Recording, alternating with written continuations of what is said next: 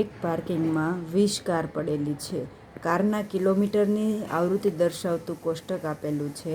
તો એના ઉપરથી કાર કેટલા કિલોમીટર સરેરાશ ચાલી છે એનો મધ્યક શોધવો છે. તો ચાલેલા કિલોમીટરની રેન્જ દર્શાવે છે 5000 થી 10,000. 5 કાર 10,000 થી 15,000 મીટરની અંદર ચાલેલી હોય એવી 4 કાર છે. 15,000 થી 20,000 કિલોમીટરની વચ્ચે હોય એવી 6 અને 20,000 થી 25,000 કિલોમીટર ચાલેલી હોય એવી કારની સંખ્યા છે 5. તો આપણે વર્ગવાળું આપેલું છે, કિલોમીટર છે એની રેન્જ આપેલી છે વર્ગની અંદર, એટલે આપણે એની મધ્ય કિંમત પહેલાં તો શોધવી પડે.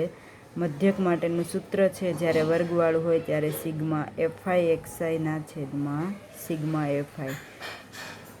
તો કિલોમીટરની જે રેન્જ છે વર્ગ લંબાઈ કારની સંખ્યા જે આપણી આવૃત્તિ ગણાશે, તો લખીએ આપણે 5,000 થી 10,000,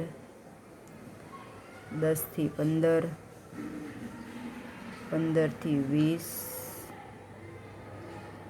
અને 20 થી 25,000. આવૃત્તિ કારની સંખ્યા જે છે એ આવૃત્તિ 5, 4, 6 અને 5. મધ્ય કિંમતો આપણી પાસે નથી, તો સૌથી પહેલાં તો આપણે મધ્ય કિંમત શોધશું a+b/2 અથવા તો નીચલી વર્ગ સીમા પ્લસ ઉપલી અધઃસીમા પ્લસ ઉધ્ધસીમા ભાગ્યા 2. 5,000 + 10,000 ભાગ્યા 2 એટલે 15,000 ભાગ્યા 2 એટલે 7,500. 10,000 + 15,000 25,000 ભાગ્યા 2,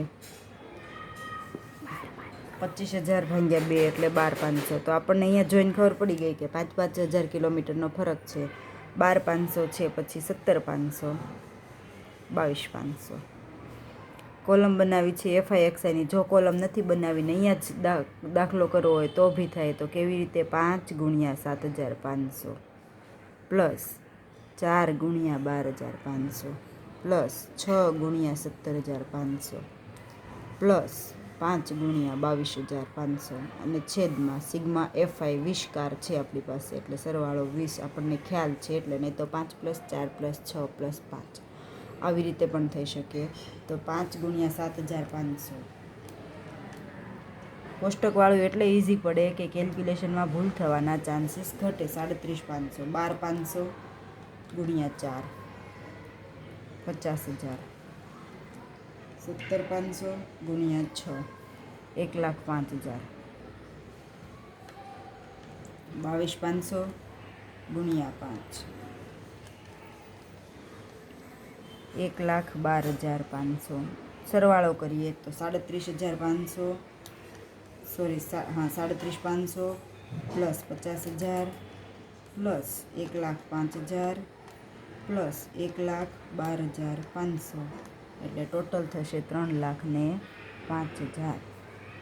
3,05,000 ભાગ્યા 20 0 ભાગાકાર કરીએ તો 1,52,500.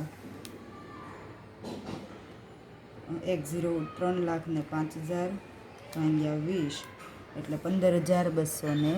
1 0 ઉડી ગયો છે એટલે 15,250 લખીએ કિંમત.